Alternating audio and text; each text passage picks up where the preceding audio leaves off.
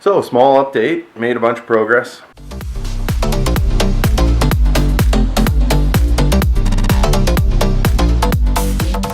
Haven't been doing a ton out here, been super busy at work, so it's hard to get out here when you're just dead tired after a day. Some of the intercooler piping has been installed. I did take it back off because I wanted to paint one of the brackets. Now that we have the dash done, I haven't put it back in yet. Part of the reason is I wanted to clean up some of the wiring in here. So you can see it's pretty chaotic, and it's a lot to take in, but it's getting there. We did a little bit of other painting.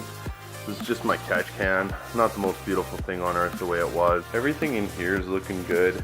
The tack you can see over here. And we have a beautiful black base on that. Silver. Oh. Hold on. We got painted. I left the face and the ring silver. I plan on doing just a small red pinstripe on there. But I did the whole body black just so it blends in with the dash a little bit better. Silver face. And we got another piece over here. Shift light, because I can't hear that, rev limiter bouncing. It's good. One of the things about me going through this car right now is I'm just trying to clean everything and remove and there's still a bit of grunge in here, but remove as much dirt and everything. I mean, this is just a steering column cover, like who gives a crap, but 30 years of other people's dust in my car. I want it out. So clean stuff, clean hands. Stuff goes back in better. Stuff over there. And as you can see over here, we started mounting this back up. That's the ring obviously that holds it, but we've gone ahead and transformed that from silver to nice shiny black. And if anybody's looking to sponsor me out there, I like things black. You can see my car over there, and I do like my units. Please sponsor me.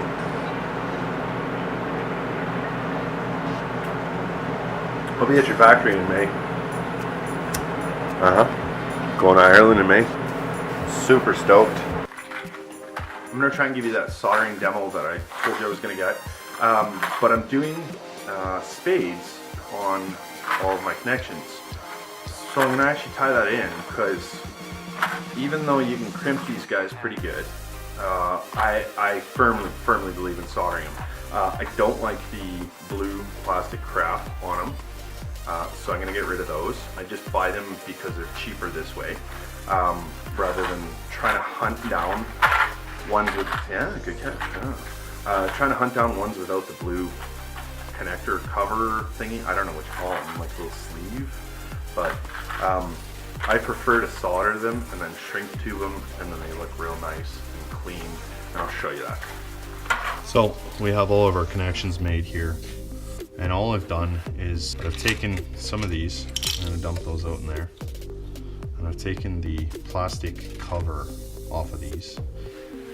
The biggest problem with these connections are you crimp them, but they're not 100% contact inside, even though they're crimped. They're holding the wire and they're holding it tight, but it's not 100% contact. And if you don't have 100% contact, you have air in between, and air allows corrosion to create. Simply a bad connection, a bad terminal connection can cause corrosion. I've seen it a million times on the brand that I work on. So I've gotten rid of the blue part. I crimped them. Once they were crimped, I soldered them, and then I've put on a chunk of shrink tube, and this is a 4:1 shrink tube. I primarily use 4:1 because you can put a fairly large chunk of shrink tube and make it fairly small, as you can see. And this stuff also has it's dual wall, and then it's got a glue inside, adhesive lining sealing moisture out. So there's no way of moisture getting into that little area between the crimp. So I'm gonna go ahead and hook these up.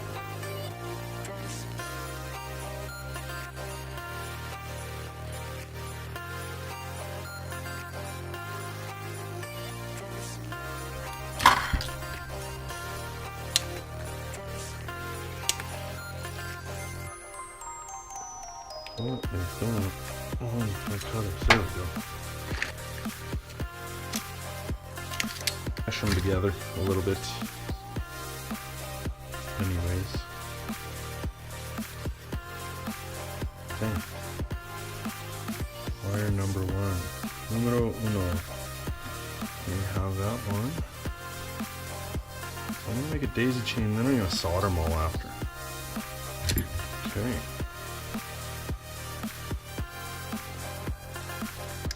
Beauty. Alright, there you have it. That's our daisy chain.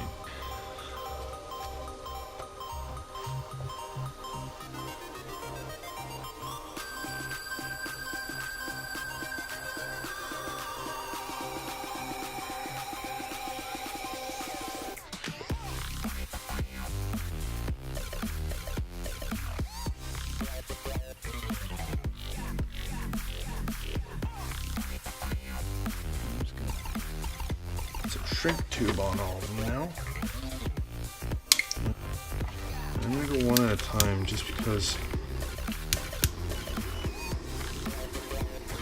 Perfect.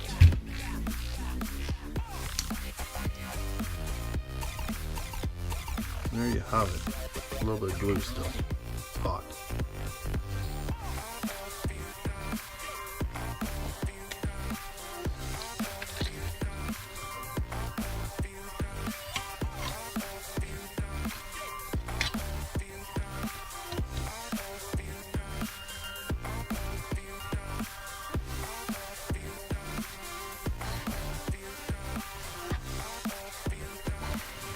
There we go.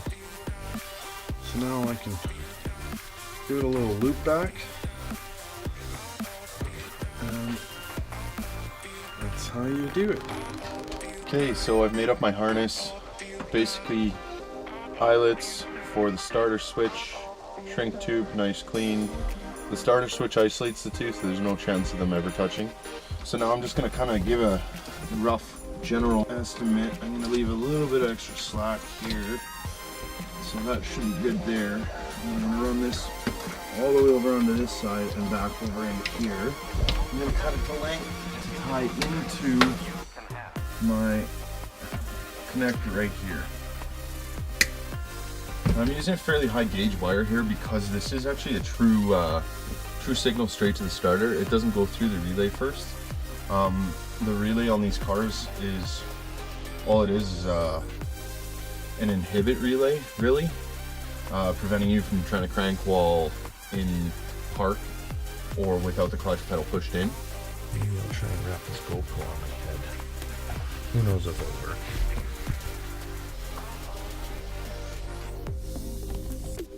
This is probably super close. That might work right like that. So, you basically want to get it so that it's heating up the wires. You're not just trying to run solder on top of it, but can you see how it's sucking it in? And it's going from edge to edge. And as you go, the wires get hot enough that it sucks it in all the way along. The heat carries. Shrink tube. Hi, we're back. And we've made some progress. I'm sitting in the car. Last time we were here, I was doing a little bit more wiring. Decided that for me to go any further forward, I needed to get the dash back in. Dash is back in, gauge is in. So we got ECU's back in place. Don't press that button again.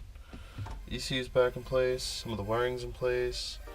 We have a connector for our relay box. We're gonna tie that all in. So I'm back in the garage again. One of the things I've been doing lately, and the reason why I haven't put out much, is I've been trying to actually simplify and organize my life. One of the hardest things I struggle with in a day-to-day basis is just staying organized. I do a lot of projects, and it's really easy at the end of the project to just drop the tools in the garage, leave them where they are, have them, you know, not put away. You know, it's just a matter of trying to be less hoarding, like, for myself, better at putting away my tools, trying to simplify where everything is, taking some time to actually organize up. That's my hardest thing. That's the number one thing I tell apprentices, is if they can figure out how to get a system in place before it's too late, before it's a habit of not having that system in place, then it's a lot harder to correct it later. Wish me luck. So clean stuff, clean hands. Stuff goes back in better. Stuff over there, and then here's the other tip of the day. The fan turned on. Sorry, but the other tip of the day. I'll talk a little louder over the fan. If you clean your stuff before it goes back together, you go through less gloves, less waste, you know, less garbage to take out, because the wife, she makes me take out all the garbage, and I don't like doing chores, and I just don't want to have to do anything. So watch my videos, make me famous, so that I can be rich, so I don't have to do chores anymore. Because that's really the end game here, isn't it? Isn't it? Isn't it?